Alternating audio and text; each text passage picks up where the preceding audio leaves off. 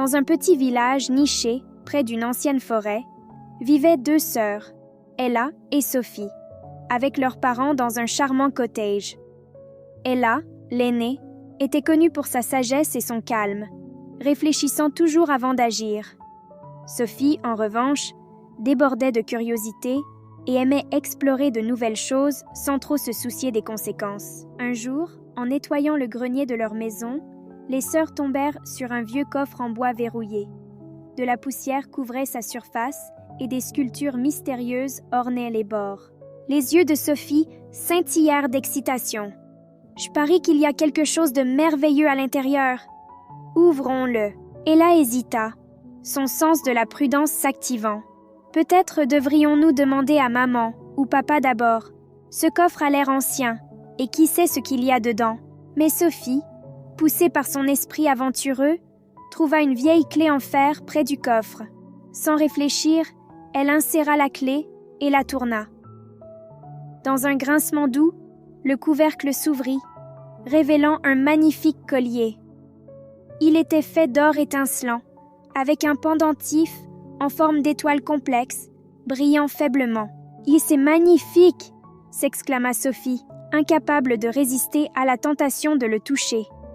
Avant qu'Ella ne puisse protester, Sophie mit le collier autour de son cou.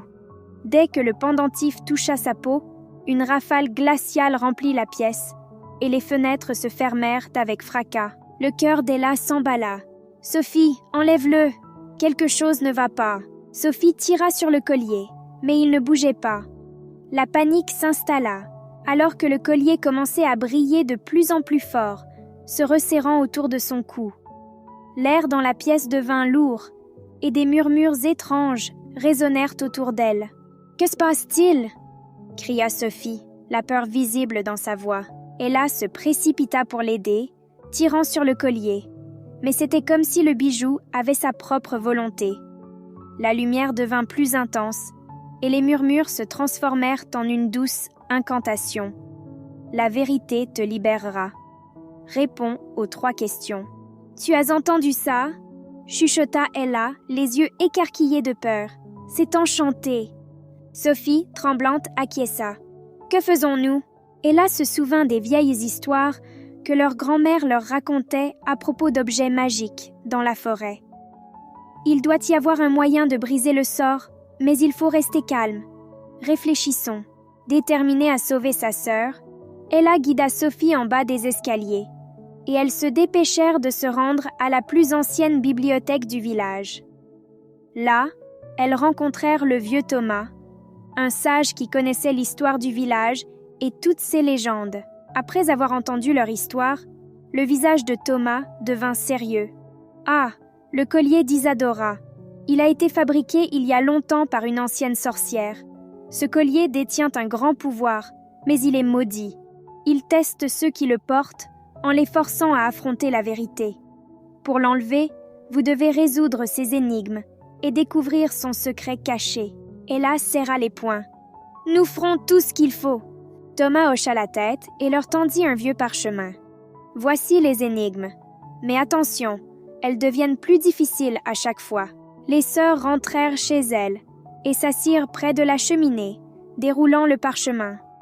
Ella lut la première énigme à haute voix. « Je ne suis pas vivant, mais je grandis. Je n'ai pas de poumons, mais j'ai besoin d'air. Que suis-je » Sophie, encore effrayée mais essayant de se concentrer, réfléchit intensément. Soudain, ses yeux s'illuminèrent. « Le feu! La réponse est le feu !» La lueur du collier s'adoucit légèrement, et le premier murmure s'évanouit. Mais il restait encore 2 énigmes à résoudre. Ella lut la suivante. « Je suis visible dans l'eau, mais je ne me mouille jamais. Que suis-je » Cette fois, les 2 filles étaient perplexes.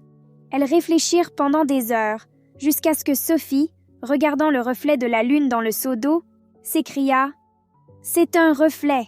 À ces mots, le collier se desserra un peu plus, mais le pendentif brillait encore, signalant un dernier test. Lorsqu'Ella déroula la dernière partie du parchemin, elle ressentit une sensation de crainte. Cette énigme était différente, plus personnelle. Qu'est-ce qui est plus fort que la peur, plus précieux que l'or ?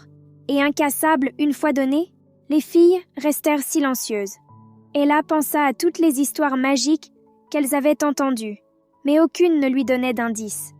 Les heures passèrent, et Sophie s'affaiblissait sous le poids du collier. « Ella, j'ai peur », murmura Sophie, les larmes aux yeux. « J'aurais dû t'écouter. » Le cœur d'Ella se serra en regardant sa petite sœur. Malgré tout, elle n'était pas en colère contre Sophie. Elle réalisa la réponse à cet instant. C'était quelque chose de plus fort que la peur, quelque chose qu'elles partageaient toutes les deux. L'amour. C'est l'amour, murmura Ella, sa voix calme. Sophie poussa un soupir de soulagement et serra fort sa sœur dans ses bras.